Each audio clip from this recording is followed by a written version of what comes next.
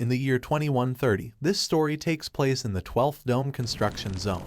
At the Semgori organization home base, there was an attack in which many of the agents of the base were killed. A tall man with white hair, a long coat, and a gas mask had attacked the base. He was alone with just his shotgun. The base's troops were ordered to take him down, but he single-handedly killed all the troops while dodging hundreds of bullets. A bald agent had nowhere to run from him, and he was intimidated by his overall look. He asked him who he really was and why did he attack them. He begged him to settle whatever grudge he had peacefully. The masked man didn't speak a word. Agitated, the bald agent pulled out his gun, and before he could fire, the masked man shot him in the chest. The masked man was a law enforcer for the world government. He said to himself that there cannot be a peaceful world as long as even a single criminal is left in the world. His code name was Alpha. He called someone named Amber and reported to her that the issue was resolved. Gangbuk, the area where he was now under the control of the world government. 100 years ago, in the year 2030, the world was facing a nuclear war. The worldwide apocalypse had become a reality. The end seemed near, but humanity's resiliency endured as time passed. Survivors hiding underground began to come out. However, what they witnessed was a lawless world controlled by violence and barbarism. Among the survivors were a father and daughter duo. They were barely surviving each day when suddenly they found themselves surrounded by the criminals in an abandoned building one day. The daughter, Chiha, was badly injured. Laying in his father's arms, they were both helpless. The criminals knew they were inside the building, and they released poisonous gas inside the building, trapping the duo. The father pulled out the only gas mask he had in his bag. Before he could put it on Chiha's face, she told him to put it on instead, as she knew she could not make it due to her injury. She put the mask on his face and asked her father to survive until the world became peaceful again.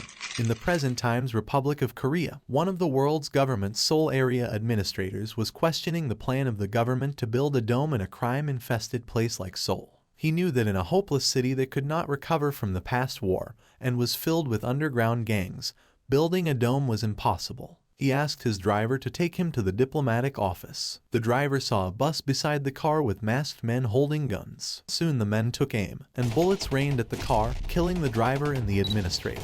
Meanwhile, a girl named Amber was summoned by a director general to his office. She just got her first appointment in Seoul. The general explained to her how there had been a problem building the 12th dome in Seoul, and how her predecessor had an accident and hence she was appointed as the new successor. Amber asked, didn't they just build the 11th dome in Tokyo, and thus why did they need to build another dome in Seoul? The general explained that after 100 years of war, Koreans still suffered from radiation and other atrocities, and the dome was the only safe zone for the people. Thus, it was a necessity. The gangs in Seoul were resisting them, therefore she needed to get rid of the trash and make Seoul a safe city. He saw the fear on Amber's face and told her not to worry, as he had appointed a professional that would help her. Amber was surprised, and just then a man walked into the room. She turned around and saw a man in a green coat. He was Agent Alpha, and he reported to the general that he had just returned from Tokyo. Amber was confused as to why the world government would send an enforcer who is usually given the most difficult tasks to a place like that.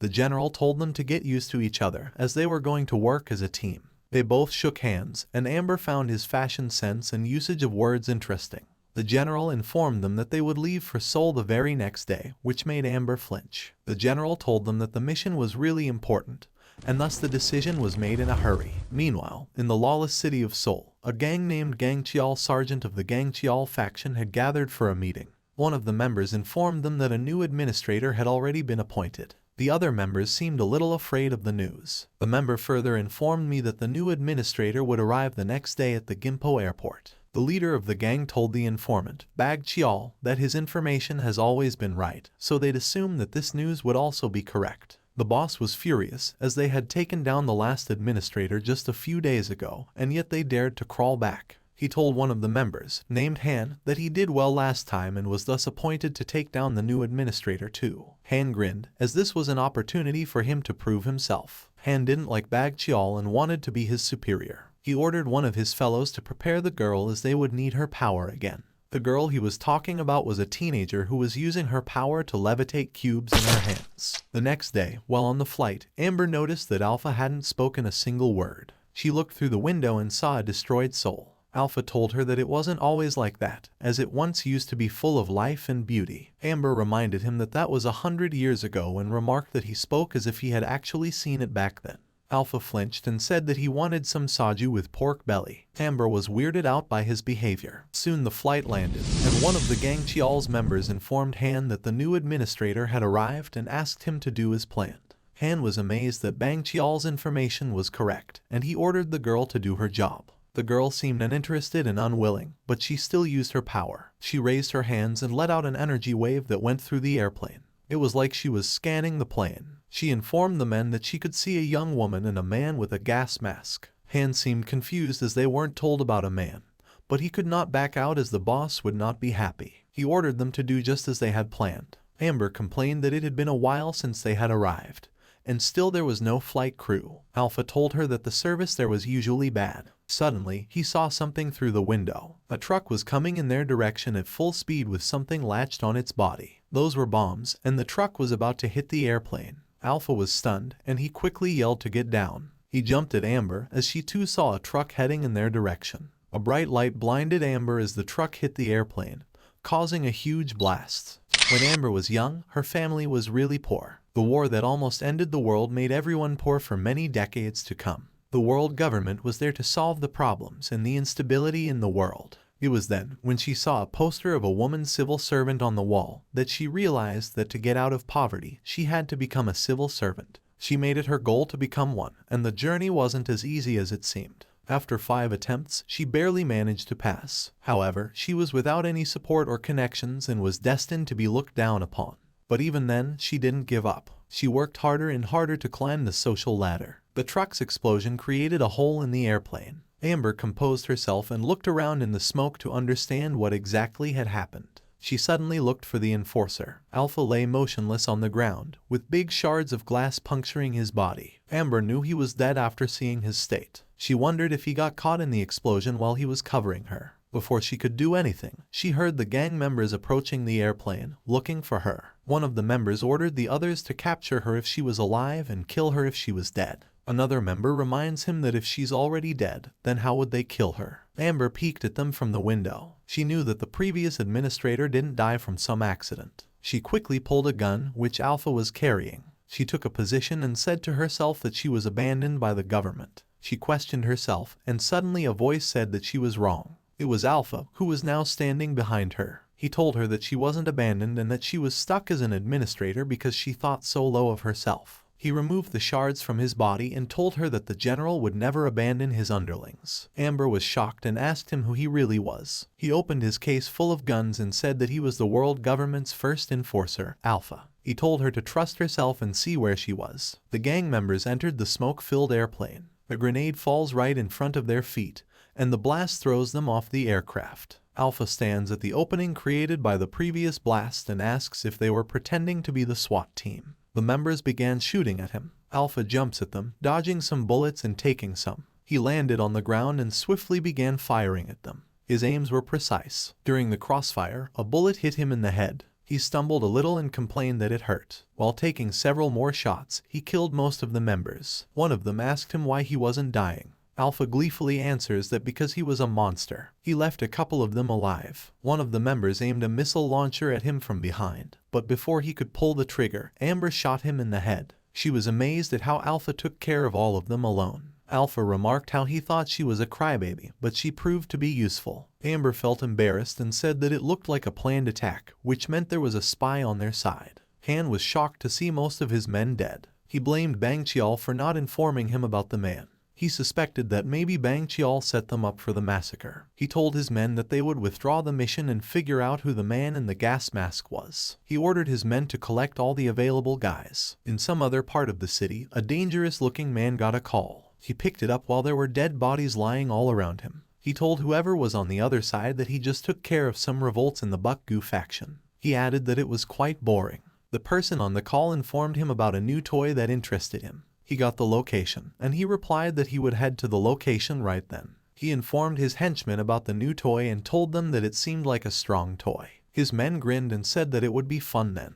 Amber and Alpha arrested one of the gang members. Amber asked if the member was dead because he looked lifeless. Alpha told her that he was alive because he only hit him once. He added that he might have punched him too hard because he called him a monster and he didn't like it. Amber thought to herself that she too thought that he was a monster. They heard tires screeching nearby. The police had arrived, and Alpha taunted that the police surely did come early. One of the policemen introduced themselves as the head commanding officer and inquired if they were both all right. Amber seemed not so happy and questioned the head commanding officer about why they arrived so late. He apologized to her and said that he would first interrogate the terrorists. Alpha stopped him and said that he would interrogate them. The officer seemed confused, and Alpha reminded him that it was the enforcer's privilege and asked if he had any problems. The officer denied having any problems and said that he would show them their headquarters. Alpha asked Amber not to let her guards down because he could smell something fishy. After the nuclear war that almost ended the world, many government agencies ceased to operate effectively. But some regions naturally formed their own police forces, and Seoul was one of those regions. But the naturally formed police forces weren't able to do their job properly, and they were too weak to stop the gang organizations. So the World Organization sent help to the Seoul police forces. At the Seoul police station headquarters, Alpha was interrogating one of the gang members. He asked the member that was his attempt to assassinate the administrator, a retaliation against the world government. He asked him to tell him who was behind all of it. The member said that he would not betray his gang and asked Alpha not to make him laugh. He added that they had just stepped into hell and said that he spat on Alpha. The commanding officer asked Alpha to let him continue the interrogation.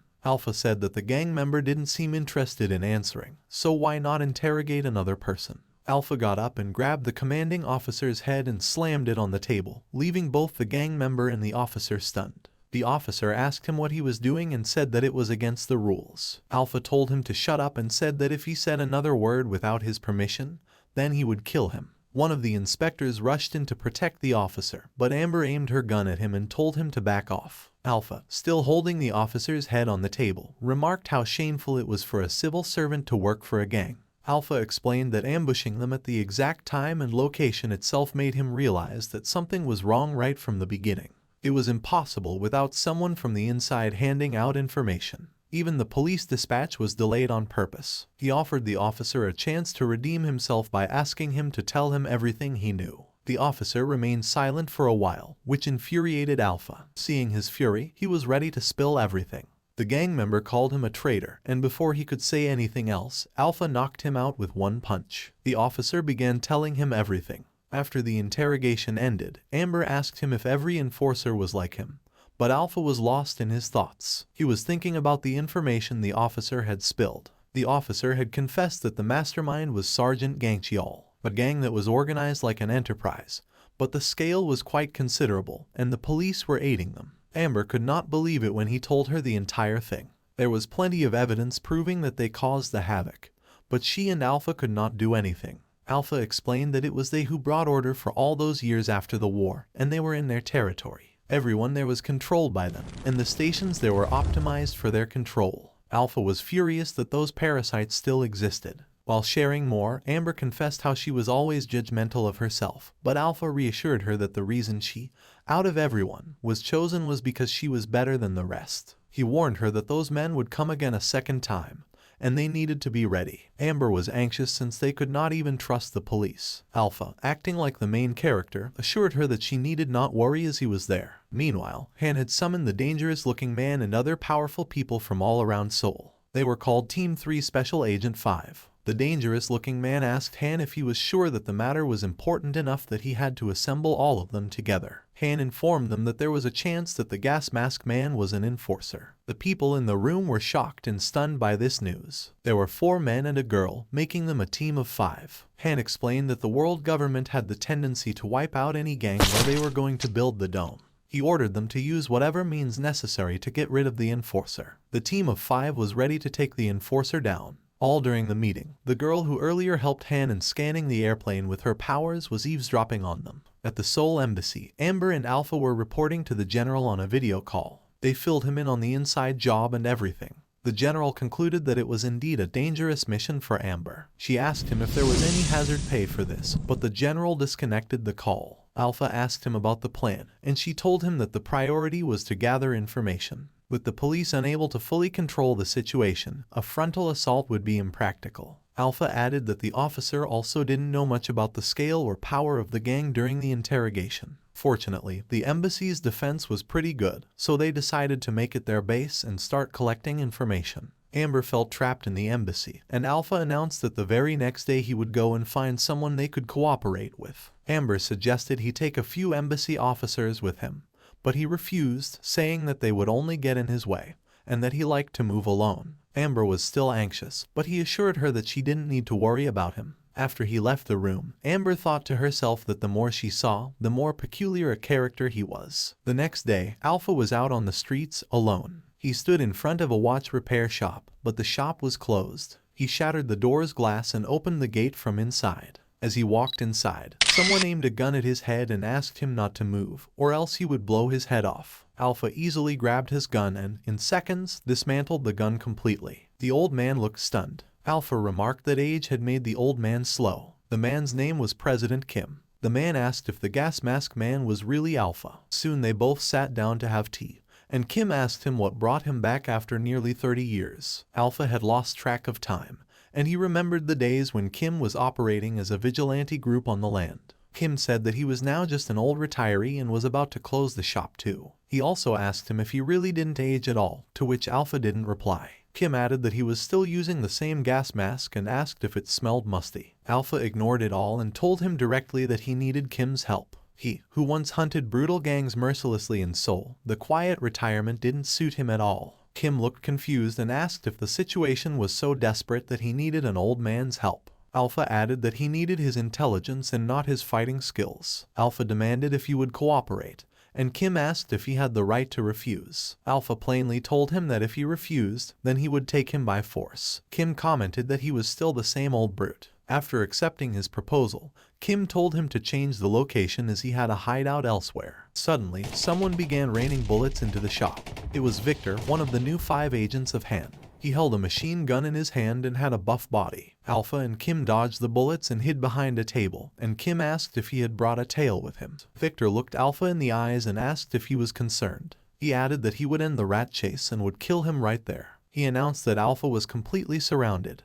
and the faster he would give up, the easier it would become. Kim recognized him and said that the Seoul gang had hired agents from foreign lands. Alpha suddenly asked Kim if he didn't have a secret passage in the shop. Kim was amazed that he still remembered that, and they both crawled towards the passage. Meanwhile, Victor wondered why the shop was too quiet and questioned if they were dead already. When he went inside, he didn't find them, and soon he saw the door to the secret passage. He fell to the ground, feeling defeated. He called the dangerous-looking man, who happened to be his superior, and informed him about their escape. The dangerous-looking man got furious and called him a Yankee. Victor corrected him, saying that he was Russian and not a Yank. When the man learned that Alpha had escaped through sewage, he quickly concluded that there was no way the new enforcer had learned all the sewage pathways already, and thus he must have a collaborator. He ordered one of his men to call someone named Hat. In the sewage pathways, Alpha said that it had been a while since they were both in that sewage. Kim agreed, saying that they used to hide there when they were outnumbered. The maze-like structure made it easy to lose them. People who didn't have a map could not even enter the place. They reached a point where there were 2 ways in front of them, and Kim could not remember which way was the right one. Alpha easily remembered the right path, and Kim remarked that he was indeed getting old. Kim added that it was not just about the age. He also realized that Alpha somehow knew the structure of the place, like it was in the back of his hand, like he knew the place even before he knew him. Kim, with a confused look on his face, asked Alpha just how old he was. Alpha again did not reply. Alpha suddenly sensed something and asked Kim to stop. He said that he heard multiple footsteps coming towards them. Kim questioned how they tracked them there and said that they had nowhere to hide. Alpha seemed lost in his thoughts, and soon the men caught up to them. They began shooting as soon as they saw Alpha's glowing red gas mask in the dark. Multiple bullets hit Alpha, but he didn't fall. He quickly took down most of the men using his shotgun. One of the men asked him why he would not die even after getting shot. Alpha killed each man, and then they both kept walking casually. Kim called him a madman, and they decided to flee before they sent more men. A sharp knife came flying right at Kim's face from the shadows. Just before it could pierce his face, Alpha stopped it by letting it puncture his palm. Someone asked him from the shadows if he would not die after getting shot by a gun. The man added that Alpha could still feel the pain though. Kim warned Alpha that whoever he was dangerous. Alpha asked Kim to let him handle that. The man walked out of the shadow, asking if Alpha was a mutant. He added that it was the first time he encountered another mutant other than the teenage girl they used. The man was one of the 5 agents of Han. Wearing a hat and a sick grin on his face, He looked devilish. He said that he wanted to check if Alpha would be alive after getting his head decapitated. The guy with a huge grin on his face asks Alpha, that isn't he curious as that will he still stay alive after getting his head decapitated?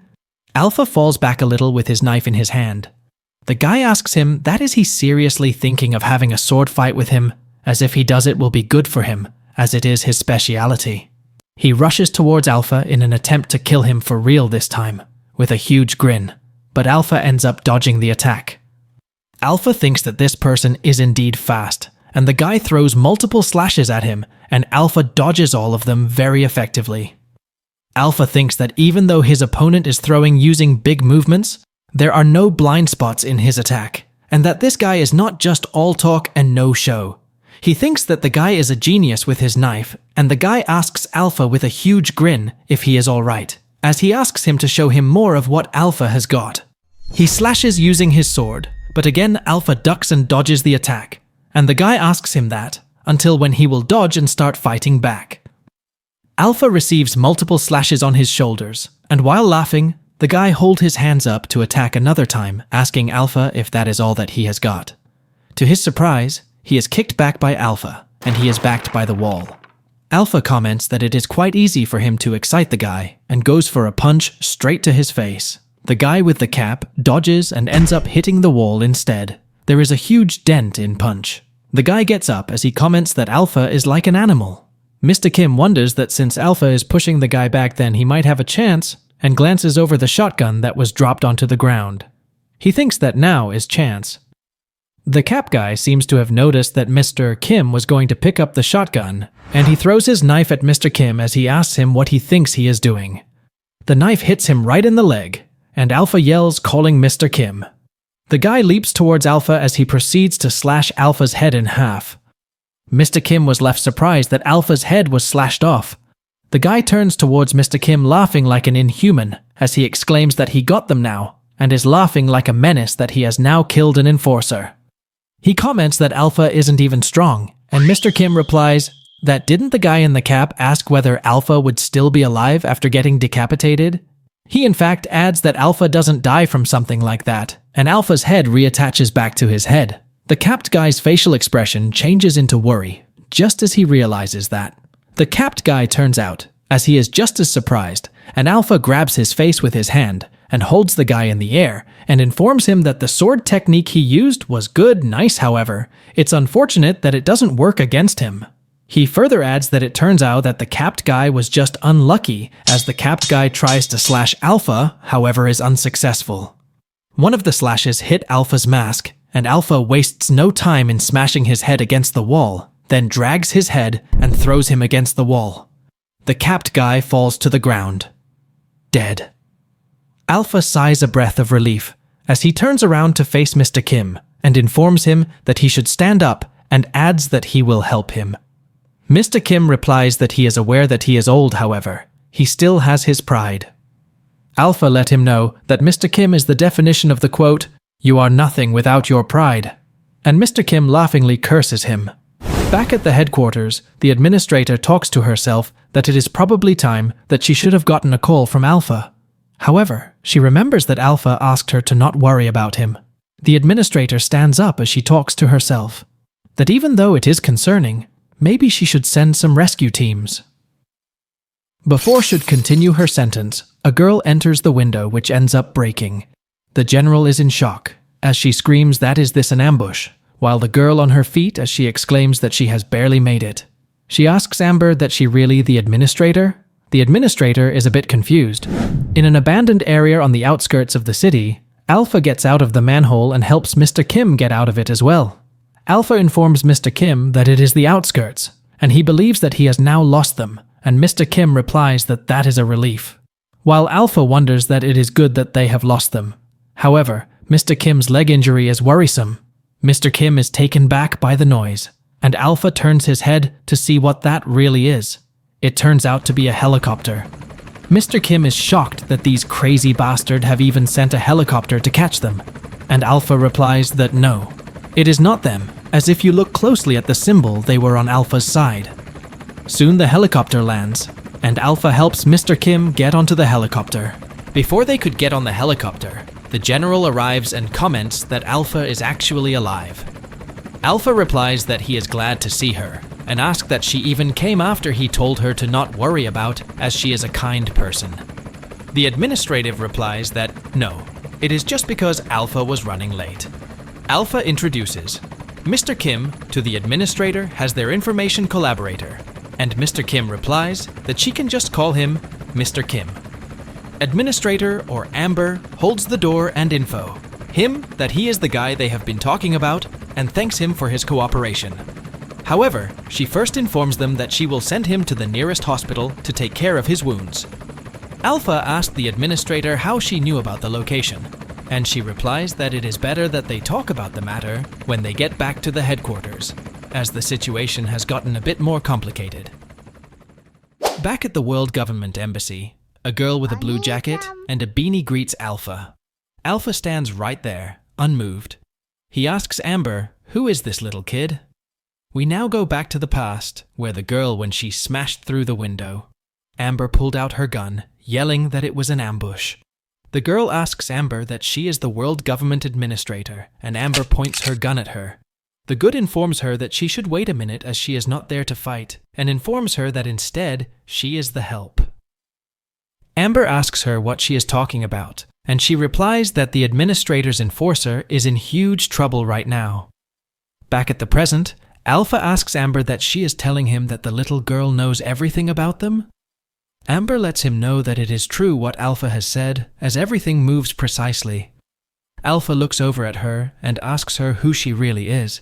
She informs him that her name is Nadu-un. Alpha tightly grabs her head with both his hands as he informs her that in a frightening voice that he is not asking for her name. Amber tells Alpha that she is a psychic, which means she is basically an esper. She furthermore adds that apparently the girl can do clairvoyance and telekinesis, as well as can see very far. Moreover, she informs him that it's scarce, as she wonders how the Kang Keel Gang got an esper on their side. Amber adds that it isn't new, as they have already seen other criminal organizations hiring an esper, and Alpha replies that which would then make sense that she could run through their securities. Na-dun calls them out, as she asks them that is there anyway, she could help the two, and Alpha asks her what she is talking about. Na-dun starts her story that she was forced to help the Kang Keel Gang because they were threatening her, and she even considered running away with her esper abilities. However, she didn't know where to go after escaping. She looks over at Alpha and says that Alpha can change that, as he is a strong enforcer. She tries to stand up as she informs Alpha that what if the world government is trying to achieve world peace, she would want to help them out with her abilities. Moreover, with tears in her eyes, she says that she has already done so many bad things and asks Alpha if he can help her. Alpha looks over at her and it reminds him of his daughter, who in Alpha's hands asked him to live until the world became peaceful again. Alpha thinks to himself that his daughter was just as old as Na-dun. Alpha proceeds to pat her on her head and pushes her back to the sofa to sit. He tells her that he is delighted to hear that she will help them, but however, there is nothing she can do in the embassy. Na-dun tries to argue but is shut when Alpha lets her know that enforcers do not need help from a little kid like her. Furthermore, he tells her that he won't kick her out since she has escaped from the Kang Keel Gang, but it will be good for her to live in the embassy quietly. Moreover, he tells her that if she does something suspicious, he will have to punish her, and Na-dun sits on the sofa, disappointed. Amber and Alpha take a walk down the hallway when Alpha informs Amber that she should tell her superiors to protect Na-dun and ask them to pick her up from the embassy. Amber argues that it is a pity, as Na-dun's ability would be of great help to them. Alpha replies that even though she has special abilities, she is just a kid, and kids shouldn't get involved in things like these. Alpha is a bit curious as he asks Amber how the Kang Keel Gang would react to finding out Na-dun has escaped. The same day at the sewage where the fight happened, the Special Team 3 that includes Choi Hyung-min witnessed the capped guy dead on the floor with bloodstains all over the wall. Choi calls his boss informing him that the hat guy is dead and it wasn't even close. He further informs him that the enforcer is a lot more stronger than they expected. The boss sighs as he informs him that it's fine and that he will do the job next time while he smokes his cigarette. At the World Government Embassy in North America, Alpha is in a video call with the general. The general asks him, is it really an Esper girl? And Alpha responds that it indeed is, and in order to protect her from the Seoul gang, he suggests that the general should send some reinforcements to transport her to the headquarters safely. The general asks him reinforcements, and informs him that it will be complicated right now, and can't send reinforcements for now, so Alpha will have to keep her safe for now. Alpha argues that this isn't a kindergarten, and they don't have time to take care of the kid. The general replies that he saw the chart, and that since she is around 17, she isn't a kid anymore as nowadays, and especially in these harsh environment, she is practically an adult. Alpha responds that she is still a kid, and the general replies that he knows she technically underage, however he is talking realistically there, and Alpha can't just keep using old ideologies. The general asks him to keep Nadun with them for now, and hangs up the call. Amber asks him to, that means they will have to keep Nadun with them for some time. Alpha comments that he will be keeping an eye on her, as in his experience, one can't predict what Espers will do next. Amber asks him, that isn't he a kind of Esper himself? And the question catches Alpha off guard. Amber continues that he means that he can instantly regenerate after being shot and blown up. Alpha replies that it is different in this case, and a silence envelops after Alpha's answer. Amber wonders that it is all that he was going to say, and is he not going to her more about it, as she is pretty curious. Alpha breaks the silence and asks her where Mr. Kim was, and she informs him that he will be discharged soon, but will need crutches for a while. Alpha comments that a limping Mr. Kim will be fun, and Amber is confused that how will it be fun. At the VIP room, Alpha enters and asks Mr. Kim how he was doing, and finds out that Nadun is feeding Mr. Kim. She asks him to eat some more fruits, and Mr. Kim replies that sure, and thanks her. She tells him that since he is hurt, he will give it to her, and Mr. Kim replies that his hands are just fine. Alpha questions what is going on. Mr. Kim informs Alpha that Nadun is such a good girl, and even though he doesn't have a daughter, he suddenly feels like he has a granddaughter. Mr. Kim informs her that he has nothing special to give her, and asks her if she would want to eat a cookie, and it seems like she is really hungry as she thanks him.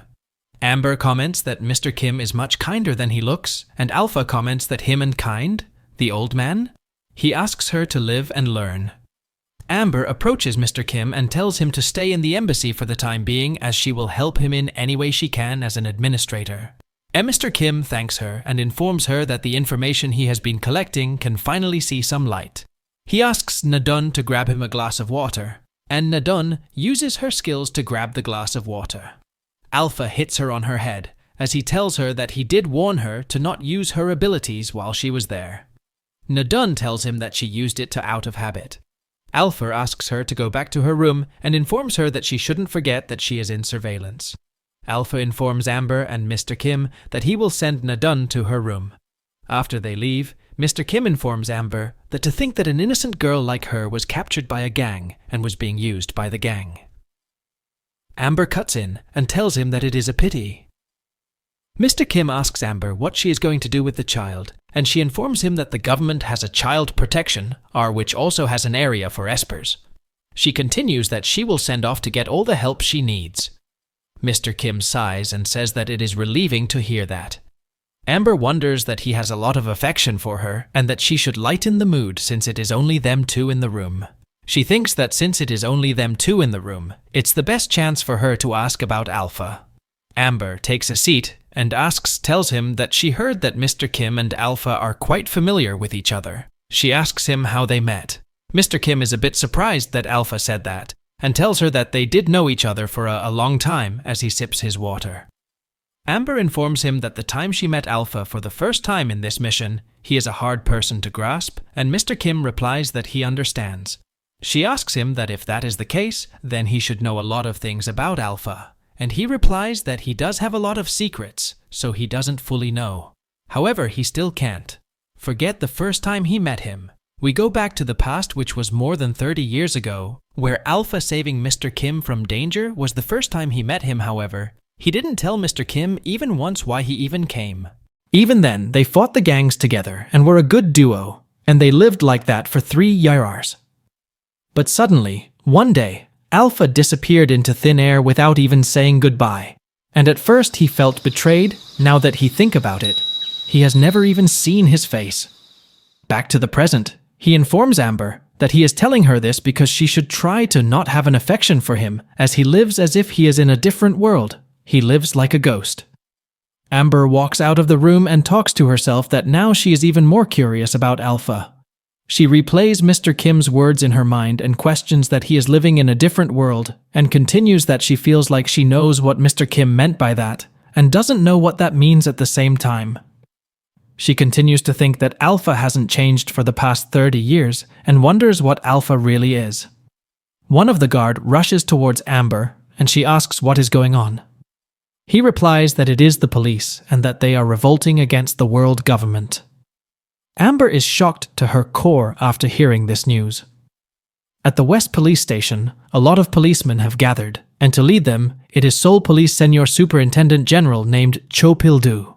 Back at the embassy, Alpha asks Amber that is the information trustworthy, and she replies that since the information is verified by their side, it is probably true. Alpha replays that the police opposing them is not just a simple matter. Amber apologizes and informs Alpha that it was her fault as an administrator, that she didn't anticipate that earlier, and Alpha responds that it really isn't her fault, as she didn't have much information to start with, and either ways, it is more important to focus on how to solve the problem. Amber questions how, as only if they had some more detailed information about police. Before she could complete her sentence, she hears a voice from behind, asking to leave the information to him. Of course, it is no one other than Mr. Kim, as he approaches towards them with his crutches. He further informs her that the rebellion the police is causing has something to do with Kang Cheol Gang, and in fact, there is a huge probability that is the reason why they are causing all of this ruckus in the first place. Amber asks him how he knows about this, and Mr. Kim replies that even though he retired a long time ago, he still has some connections. Amber asks him that can he find how big the rebellion is and who the head of the rebellion is. He informs her that he will try his best and leaves. Alpha asks Amber if she has a plan and tells him that when she first found that the police and Kang Cheol Gang were working together, as she knew that it was going to be hard to figure out who the traitor was. She adds that since they are rebelling, this might be their chance to get rid of all the traitors. Alpha thinks that she is trying to get the best out of the worst situation, and that is pretty impressive. She informs Alpha that they should for a walk, secretly, as don't they too have police connection too? At Inspector Jong's home, Jong is sitting on the couch as he talks to himself, that to think that the situation would turn out like that. He thinks that since he was also with Jo Pil-do chief security officers and cooperated with the Kang Cheol Gang as well, but to think they would react this radically is almost like they are declaring a war on the world government. He wonders what he should do, as if he stays with Jo Pil-do. It's too hard for him to even think about that.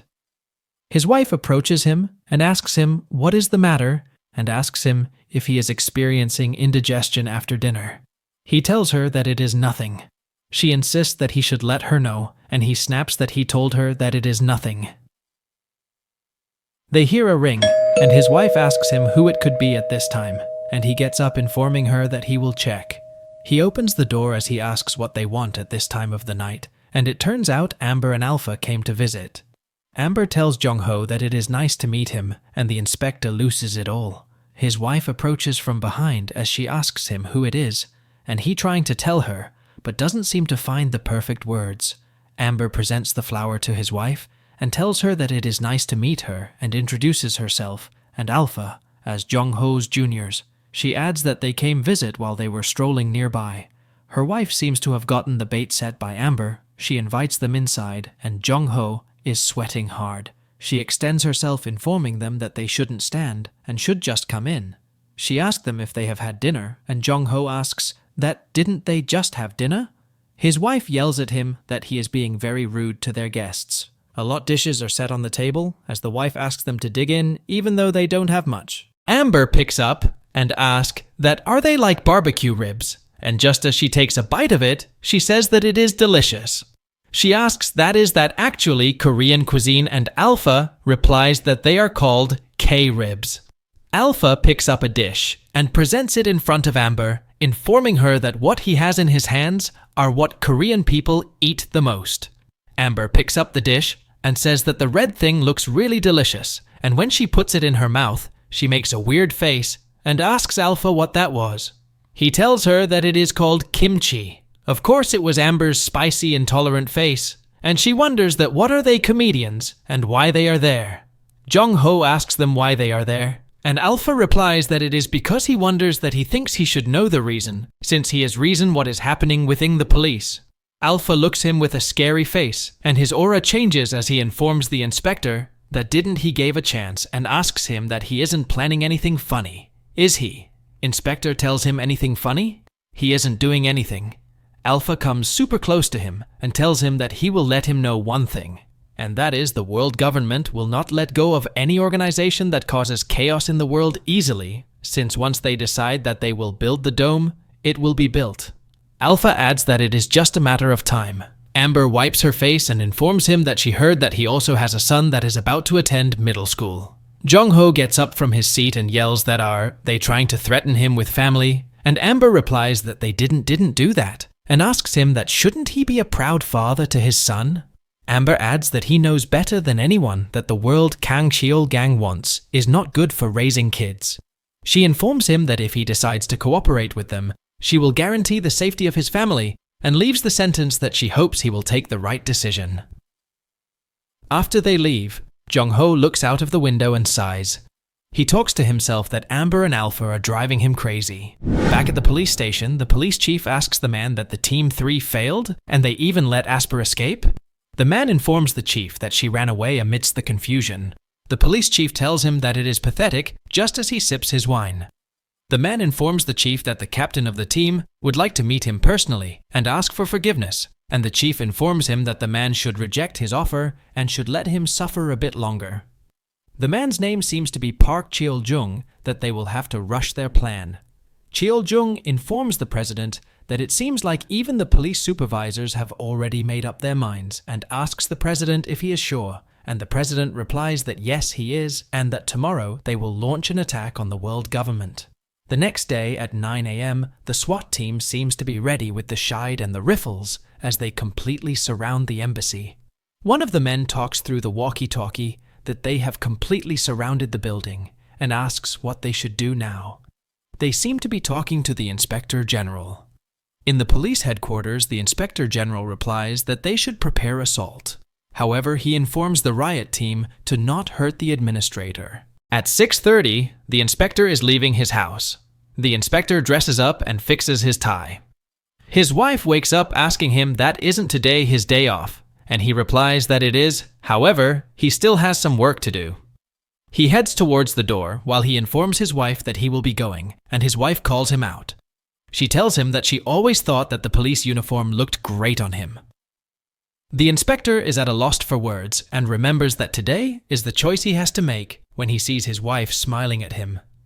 He rushes towards his wife and hugs her while telling her that he loves her.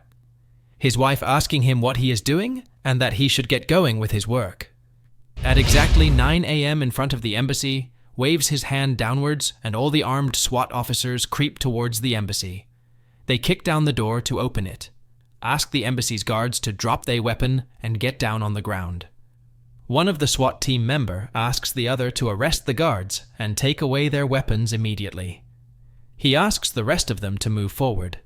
The high-ranking officers talking between each other that the post and the passageway has been captured without any difficulty. The other officer replies that he thought that they would resist aggressively. He is talking about Alpha and Amber. The other officer replies that even if they know about attack, they do not stand a chance against the army. The Inspector General informs the other officer that they should continue the infiltration as they have to capture the administrator no matter the case. Furthermore, he informs them that if they are going to draw the world government for a negotiation, capturing the administrator is a must. The low-level policemen that are managing everything through the computer inform the Inspector General that the embassy is video calling them. The inspector talks to the others that are members of the embassy planning to surrender. He talks to himself that he wonders what they will speak about and informs the person at the computer to call them. Amber pops up on the large TV projector. The general tries to greet Amber, but Amber directly talks to him asking him why he is attacking the embassy, as this is an apparent assault against the world government. The general informs her that she had just realized it, and asks her that he guesses the information of the world government isn't so great after all. Furthermore, he talks to her that they are tired of being the world government's dog.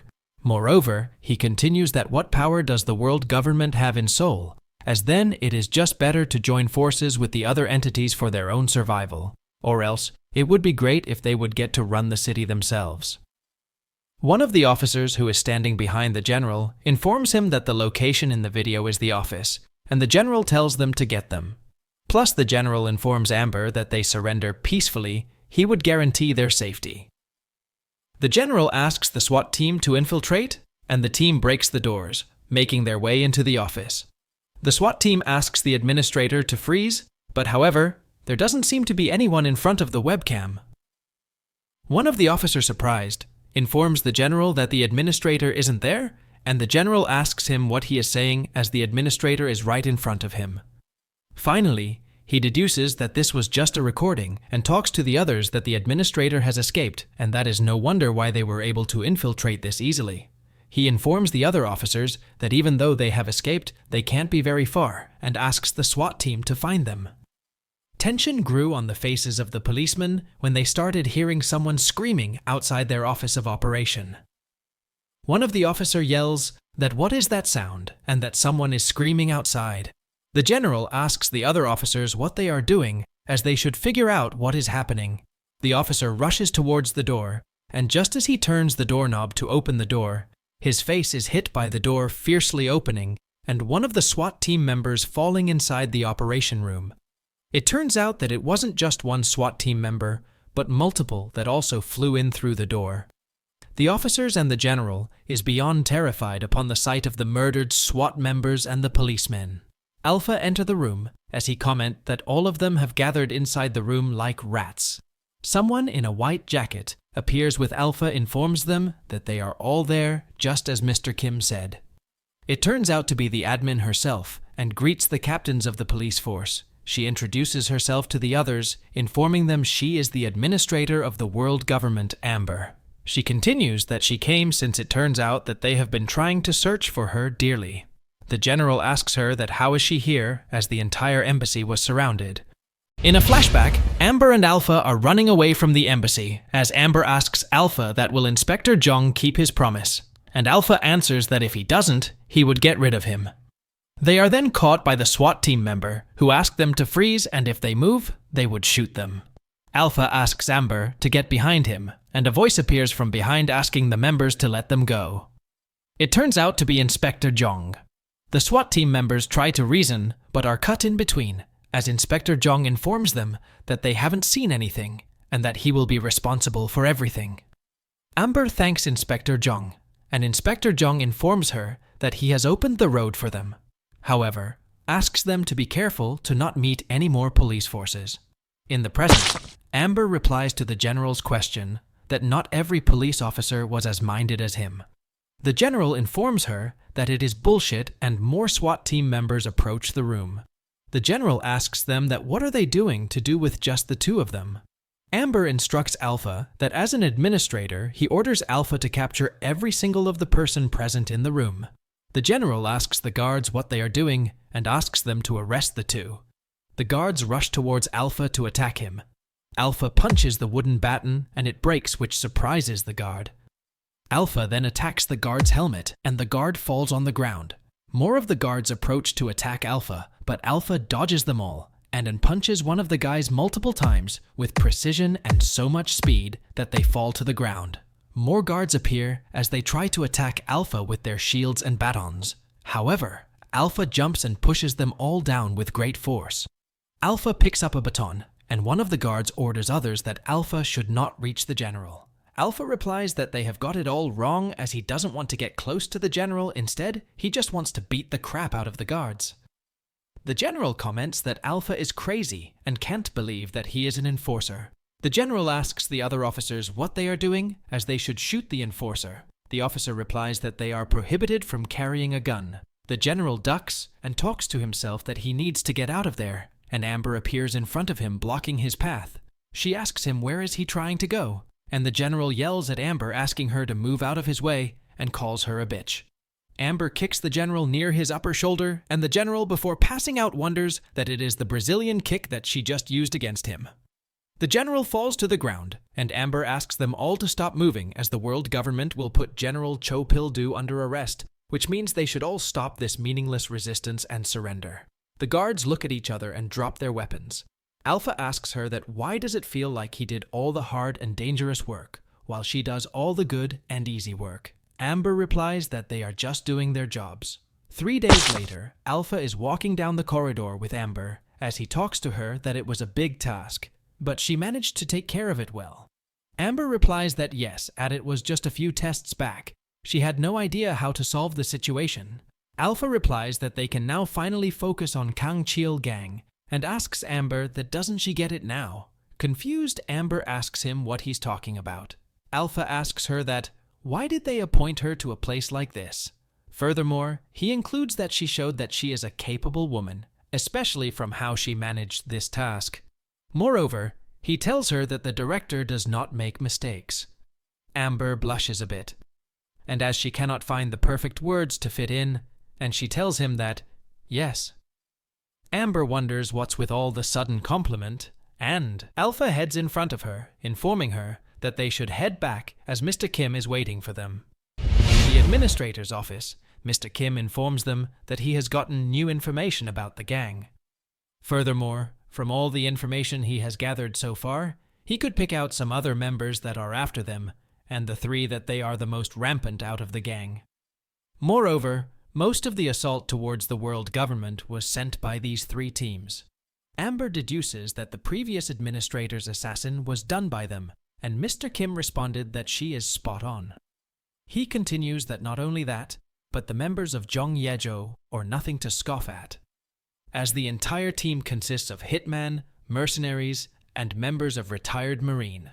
Alpha comes with a conclusion that the guy he met in this sewage was one of them. And did you say that they must be pissed? Mr. Kim informed them that the most important thing is what he is going to tell Alpha, and Alpha is a bit confused at first.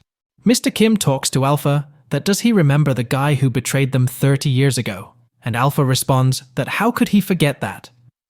Turns out the guy's name was Gu Tae-jin, who Alpha took care of and betrayed him 30 years ago, as he should remember that he also had a son.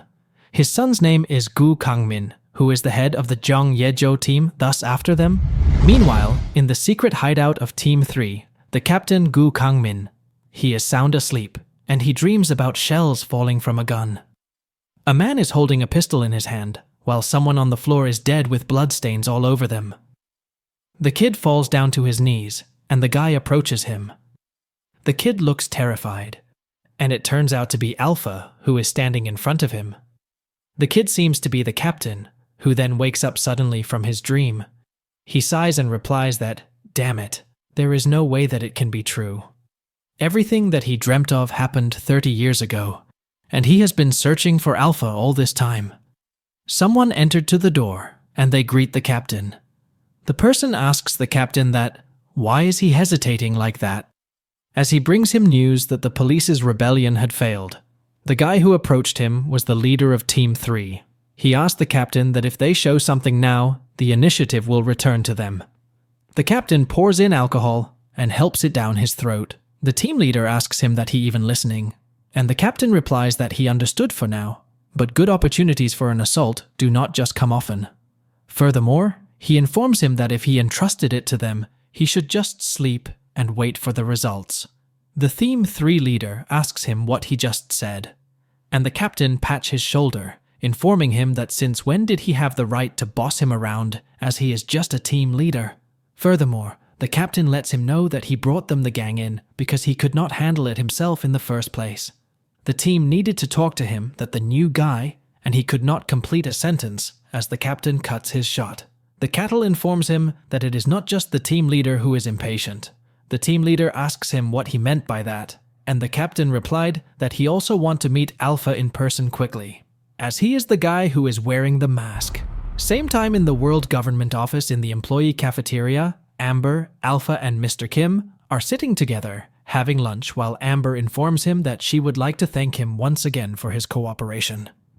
It is thanks to him that the internal situation of the police has improved a lot. I do not believe that Mr. Kim gets a lot of compliments, as he informs her that it is nothing special, as he was just doing his job.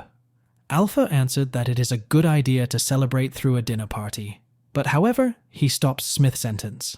He informs them that isn't it a bit modest compared to the achievement that they have on the table? He looks over at Amber and informs her that at least he should cut a stick. She replies that the salary of a government official is surprisingly low. Mr. Kim replies that why is he like that, as he should know that he is addicted to food, and especially to noodles, and that it is good as long as the kid is well as well. Alpha asks her why they are even there, and Mr. Kim replies that he bought her here because she said that she wanted to eat something delicious, and that she can't just stay in the room. The girl asks Alpha that does he not wants some spicy seafood noodles, soup, and asks him if she could eat it. Alpha is at lost for words. Amber compliments Alpha that he has also worked hard for this, and thanks him. Alpha replies that hitting and breaking things is his job, and he did just what he was assigned to do. Amber comments that it's his right as he is an expert in that field. She asks him that will he take care of them in the future too, and Alpha replies that yes, he would. Amber asks him that does he really not want to eat, as since he has worked hard, he should eat.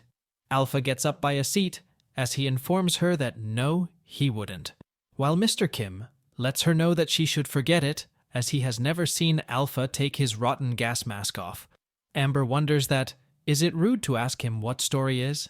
They are interrupted when an official approaches them, and Mr. Kim asks him what it is, as they just heard to eat. The official replies that he is sorry, and that it is a message from director of the headquarters. He says that there is something that needs to be conveyed. Back in the administrator's office, the director informs them that he is sorry for calling them suddenly, but it is because there is an urgent matter that has been decided. Amber asks him what he meant by an urgent matter, and a director replies that one more enforcer will take a chartered flight to her location tomorrow. She asks him that an in-person, as does he mean someone who carries out tasks. Alpha asks the director that they said that they did not have the capacity to send people, but they are sending reinforcements for some reason. The director informs him that is not the case, and the person going this time will assist him instead of Administrator Ember. Furthermore, the director informs Alpha that he will have to return and take on different mission. Director informs Alpha that there has been a major incident in Zone 7 Dome, and they have determined that an international terrorist organization is deeply involved there. Moreover, on the other hand, Seoul has become police-friendly, so it should be okay, even if Alpha is not present there. Therefore, he will exchange missions with his successor tomorrow, and leaves Seoul. Moreover, he adds that as a side note, they will also transport the Esper girl. Alpha reply that he understands, and this should do that. Amber wonders what happened as to why Alpha is being replaced by someone else so suddenly. The next day at the airport, a flight lands, and a girl gets out of the plane. She asks Alpha what it is by calling him her senior, and she asks why he did not come to greet her. Her name is Foxtrot, a world government enforcer. Foxtrot hears a voice behind her, greeting her. The voice informs her that it's been a long time. It turns out to be Alpha, who is talking to her, and he asks her how the air is in Seoul. Alpha is with Amber, the administrator. Amber wonders so that is him, the new enforcers who came instead of Alpha. It turns out Foxtrot is not a girl, but rather a boy. He creates Alpha, calling him senior, and Alpha asks him that, does he not get motion sick anymore? Foxtrot jumps in the air while he tries to get a kick on Alpha's face. Amber, as she sees it, is surprised by it. Alpha dodges the attack and throws a couple of punches, but the board taught each other. Foxtrot fondly lands a hit, but it is blocked by Alpha's arms. Foxtrot is forced back into the corner, while Alpha is also pushed back a little. They both look at each other, while Alpha comments that he has become somewhat useful, as it is different from when he was his assistant. Foxtrot replies that his senior has not rusted at all. Amber wonders that is this how enforcers greet each other. Foxtrot mentions that he could go to Sector 7 by himself, but it is necessary to find a senior as they only give important missions to the seniors.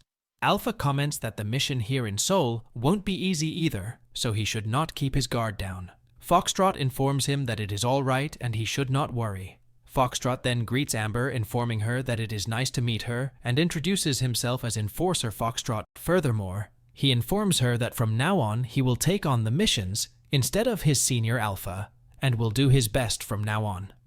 Amber is a bit flustered by it, and informs him that it is nice to meet him and reduces herself as Amber. Amber scratches her head as she asks the new enforcer Foxtrot that aren't all enforcers gruff and weird. Foxtrot comments that is just his senior Alpha. Alpha hits him in the head and informs Amber that he heard that she has an appointment at the police headquarters, so now they should say their goodbyes. Alpha informs us that he will stop by the government office, pick up his baggage and the Esper kit, and then leave. Amber lets know that the situation has turned out like that, and she thought that they would see each other a little longer. Alpha replies that that is how their world government officials are, and that it's like she came here overnight. Alpha extends his hand and informs her that if it's fit, they will see each other another day while. Amber informs him indeed, and that he should take care of himself. While in the car, Amber asks him that, didn't he say his name was Foxtrot? And Foxtrot replies that yes, he did. She asks him what is happening in Sector 7, as she heard that it is kind of civil unrest, or something like that. Foxtrot replies that that is correct, and it is. Just as she has heard, as there has been a large-scale anti-government violence in the Dome sector. Furthermore, he adds that the headquarters seems to have considered Senior Alpha as a suitable person. Moreover, the headquarters think that it is the work of a terrorist organization, but now Alpha will start investigating the must-mind behind it. Amber asks him that since he calls him Senior Alpha, they must know each other for a long time.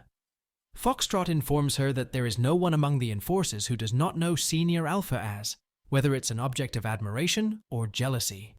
Senior Alpha's presence is overwhelming within the execution department. Plus, he worked under Senior Alpha during his apprenticeship, so he has a personal connection with him as well. Foxtrot asks Amber that how was it for Amber to spend time with Senate Alpha, and this takes Amber by a surprise. She wonders that well and remembers all of the memories and moments she had made with him. She informs Foxtrot that he was not normal, and Foxtrot laughs it out. The car reaches Toll, and the officers there inform someone through the work walkie-talkie that their Highway 3 checkpoint and the motorcade of the administrator just passed by. The guy sees a car rushing towards the barricades, and he wonders what that is. He shows the light signal for the car to stop, but it does not stop, and it crashes through the barricades. One of the guard opened fires, and he yelled at this is insane, but the car still does not stop and accelerates the barricades. Of the guard yells that several armored vehicles just passed by, and they should inform the higher-ups immediately. It turns out that it was the gang.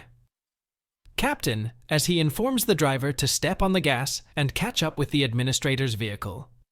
The band quickly catches up to the administrator's car. Amber asked the driver how much longer until they reach the police headquarters, and the driver responds that it will take about 15 minutes. Amber responds that they should hurry up a little, as they have a very tight schedule, and Driver replies that he understands. Suddenly, a car busts into flames behind them, and Amber wonders what is going on. Then for Sirius, that they are attacking the escort vehicle. He wonders that they are openly attacking near the police headquarters, and they are really relentless, which means that this is the Kang Chil gang that his senior mentioned. Foxtrot yells at the driver to go faster, and when he does press his foot on the gas pedal, there seems to be a guy aiming his missile launcher at the car. Foxtrot takes over the wheel and informs the driver to get out of the way, as dodges the missile that was blasted at them. One of the guys informed the others to keep shooting while Foxtrot asks Amber to buckle up her seatbelts. They dodge multiple missiles, and in the end, the captain of the gang brings out his missile launcher and says to himself that these bastards are ruining the road. He asks the other to get out of the way and takes aim at the car. He fires the missile, and it hits the car. The car crashes by the rail, and when the smoke dissipates a bit, Foxtrot asks how they avoided a direct hit, and when he does look back at the administrator, she seems to be fainted and Foxtrot panics a bit. Her breathing and pulse are stable, and in that case, he wonders that the need to resolve this situation first. Moreover, he had made an emergency call, so it will take about 5 minutes for the police to arrive. No, about 10 minutes to be exact. He wonders that the target is probably Administrator Ember and wonders how he can hold them off for 10 minutes. He wonders that why hold them off as a senior would have never done that. The members of the gang point in the direction of the car and approach it with rifles and their pistols as one of the guys informs the other that the enforcer is their opponent and they should not let their cut down. To this surprise, a smoke prompt appears in front of them, and one of them yells that it is a smoke grenade. Foxtrot wonders that if it was Serial Alpha, he would have eliminated all of the members. And since he stood far away, the enforcer would contemplate retreating in a situation like this, while enemies are approaching the vehicle. One of the members here is that what is happening? And he gets taken down by a shot in the head. Foxtrot talks to herself or wonders that he will take them down one by one. One of the member yells that this not panic and narrow down the encirclement. Suddenly, Foxtrot appears with smoke and shoots the guy in the stomach. He holds his head by the sagbag and shoots the other two people behind him. Suddenly, a girl appears from behind, and when Foxtrot tries to shoot, she swings her biton, and the pistol goes flying out of Foxtrot's hands. The girl swings her batons towards the enforcer, trying to hit him while he just dodges and lands a kick. But the kick seems to be intercepted by the batons. Suddenly, Foxtrot's back is against another gang's member, and he wonders what that is. So Foxtrot takes out his knife and slashes the member's throat. He wonders that they are pretty skilled, and these are the elite forces that his senior had mentioned. Furthermore, their movements are professionally trained, and he wonders why they aren't making any noise to reveal their location. The girl is smiling, and Foxtrot wonders what is going on. Foxtrot throws his knife at the girl, trying to land a hit, but his knife is blocked by the batons again. He catches his knife mid-air and wonders that he will catch them before the smoke clears. He jumps over the girl's head and is behind her. As he tries to stab her, he feels a punch by his side on his liver. Turns out it was the captain of the gang, and he talks to the girl that it was a little dangerous, and wasn't she being way too careless. He walks up to Foxtrot and asks him who he is, and that is, he also an enforcer. Moreover, he isn't the same person who he was looking for. Foxtrot wonders that he didn't even sense the captain's presence. The captain asks Foxtrot where the guy wearing a gas mask is,